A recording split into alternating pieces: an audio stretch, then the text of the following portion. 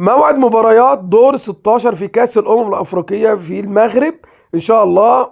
كل مواعيد مباراة دور ال 16، وأول مباراة معانا إن شاء الله هتبقى بين السنغال والسودان. المباراة إن شاء الله يوم السبت 3 يناير 2026. المباراة إن شاء الله الساعة 5 مساء بتوقيت المغرب والجزائر وتونس. أما بالنسبة بتوقيت القاهرة هتبقى الساعة 6. اما بالنسبة برضو لتوقيت السعودية هتبقى الساعة 7 بإذن الله. اما المباراة التانية هتبقى برضو في نفس اليوم اللي هو السبت 3 يناير 2026، هتبقى بين مالي وتونس. المباراة ان شاء الله الساعة 8 بتوقيت المغرب والجزائر وتونس، وبتوقيت القاهرة الساعة 9، وبتوقيت السعودية الساعة 10 مساء بإذن الله. كل التوفيق لمنتخب تونس. أما المباراة التالتة هتبقى يوم الأحد بإذن الله 4 يناير 2026 بين المغرب المستضيفة البطولة وتنزانيا. المباراة إن شاء الله الساعة 5 مساء بتوقيت المغرب والجزائر وتونس، والساعة 6 بتوقيت القاهرة، والساعة 7 بتوقيت السعودية. كل التوفيق بإذن الله للمغرب الشقيق.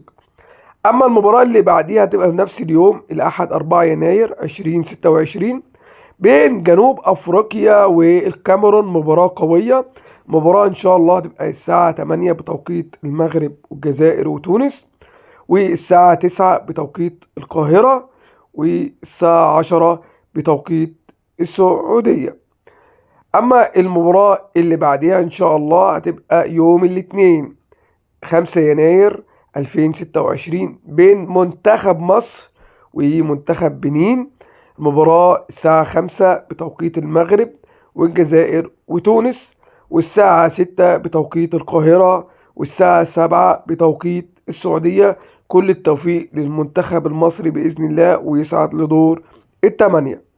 أما المباراة التانية برضو في نفس اليوم الاثنين 5 يناير 2026 بين المنتخب النيجيري والمنتخب موزمبيق. مباراة إن شاء الله الساعة 8 بتوقيت المغرب والجزائر وتونس، والساعة 9 بتوقيت القاهرة، والساعة 10 بتوقيت السعودية.